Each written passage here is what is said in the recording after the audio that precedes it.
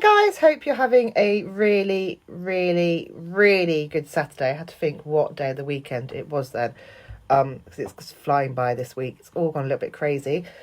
This time last week, we were at our huge conference, and that had been incredible, and I loved every single second of it. I can't wait to go back. I'm going to do another live in a minute, which will be a little bit about how you can get there for free next year. But I wanted to do I was going to say quick, it won't be that quick. I wanted to go through with you some tips on how to get stuff done. So this is a talk that I do when I go networking. I'm actually delivering it on Monday in Rugby at an event. But I realised I haven't ever done this for you guys. And hopefully it's got some value in it. So I can see Duncan's watching, who does actually know what I'm going to say. He has seen this before. But I don't think I've really mentioned much of this before. So some of you will have watched my story. I did it live at the event last week. And then I've spoken about my journey and things in here before as well. And I had to change quite a lot about myself to allow myself to become a successful person rather than someone who constantly sabotaged themselves, constantly held themselves back because they didn't really think they were deserving of having success or being successful or doing anything like that. So there were certain habits and certain lifestyle choices that I had to change, that I put into place and I applied to my life and applied to my business, which enabled me to change from someone who held themselves back to someone who propelled themselves forward, and to be able to grow a team and to have you guys and to have a business that I absolutely love now, and that works for me. So I'm going to go through them. I've put them into 10 tips, and I'll go through each one and explain a little bit about it.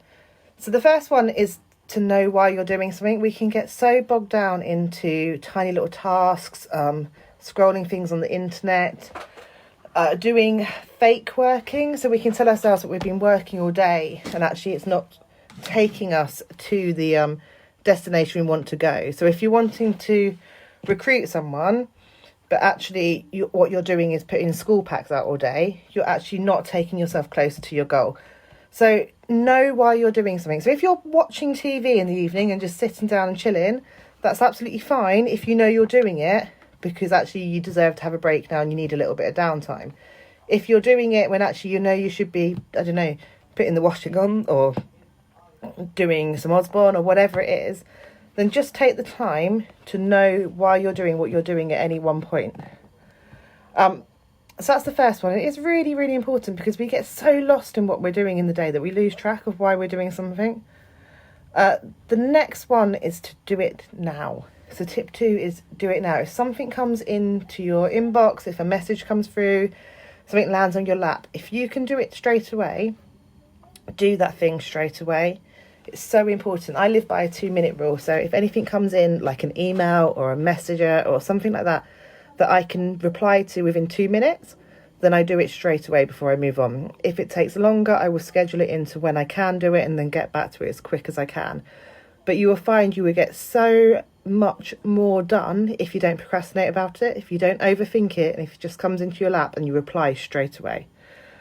In fact, I don't think Stefan's watching, but I spoke to Stefan about that rule the other day, the 2-minute rule, and he applied it to something different, which was sort of a 2-hour thing for him. So if a client came to him and said, can you make this amendment on my website or do this? He's like, if I could do it in less than 2 hours, I took the money and did it straight away. And he's had better earnings because of it. So it's adapting, it works for you as well. Number 3 is to be consistent. If you do something every day, it will become a habit. Sorry, I'm reading these, which is probably wondering why I keep looking off to the side.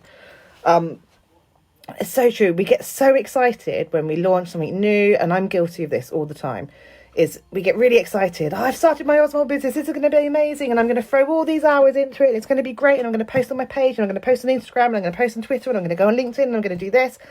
And then we get dragged back into life and we forget what we're doing. Actually, if we just make sure we do small amounts every single day and we consistently, whether we've had a bad day, a good day, a damn right rubbish day. I always have a rule that's not in here, actually. If I'm having a really bad day, I take some action. So if I feel like I can't be bothered to do anything and I'm just like due on and bleh, I make myself do something productive or something that's going to take me towards my goal, because generally that will then motivate me to do something else and to do something else and do something else.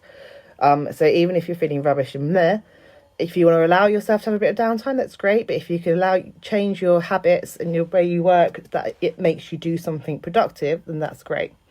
But really be consistent with it. So, make those things a habit, keep going. Minimize distractions is tip number 4. We live in such a busy world. We have children around us, we have phones, we have laptops, we have so much stuff going on. And for most of it, that's fine. We can just get on with stuff, we can do things, and we can juggle quite a lot. But actually, sometimes we need to focus. So if I know I need to properly focus on recruiting or something like that, I would turn off my phone. My phone lives on silent anyway. So actually, I never get notifications. I pick up my phone and choose to look at messages and notifications when I want to, not because it's pinging me. In fact, I start to get really stressed out as soon as someone's put the sound on my phone. So try and minimise your distractions wherever you can. Have some time where you turn the TV off, turn your phone off, have the TV off, and really just focus on what you need to get done. Tip 5 is to delegate. So asking for help is a strength and not a sign that you're failing, I've written here. Having a VA last year has been so helpful for me. So it's given me someone that I can delegate to. It's given me someone that I can give tasks to, and get to help with things as well. But it doesn't just mean delegate your work stuff. Think about your family and your friends and your people around you as well. Can you ask your husband to do the washing up one night so that you can get a little bit extra Osborne time done? Can you ask your children to stick some leaflets on? Can you ask your brother or your sister to watch the kids for an hour while you get some work done? Asking for help every now and again is not a weakness at all. It's a real strength. And sometimes you have to delegate. Sometimes you have to, have that support network around you and ask them for help. The next one happens a lot, and I see this so many times with Osborne. And people get stuck planning. So there's probably quite a few of you who are big list makers, vision board, goal books. All these things are brilliant. So having, I did a live yesterday on a vision board and writing goals, and it's so important. But if you're one of the people that writes lists and lists and lists and lists and stickers and stickers and stickers in your planner and gold pens and highlighters and all of this, but you're not taking the action, then you're just using it as a reason not to work, and that's going to make you fail. So I'm all up for making things pretty, making things lovely, having a goal, having a vision. But don't get stuck planning. Make sure you take the action as well. So important. Tip 7 is reflect. Don't spend too long on it. Schedule time in to think and analyse what you have done and if that's actually working for you. If it's not, either adjust it or drop it. Reflecting so important. Getting to bed at the end of the day and being proud of what you've done is such an amazing feeling, because it gives you that buzz to go and do it again the next day. And if you go to bed and you're slightly disappointed with yourself, do you know what? Be kind to yourself. You let it go, but you note that you didn't do your best. And the next day you get up and you try and do better. That's all we do. If we try and do better every single day, we're going to achieve more and more and more and more. So yeah, when you've had an event, whether you feel it's gone bad or good, spend 5 minutes reflecting. What went wrong? What could I have done better? How could I have impacted this in a more positive way? Or did it go badly, which is something completely out of my control, and I made the best of it that I could?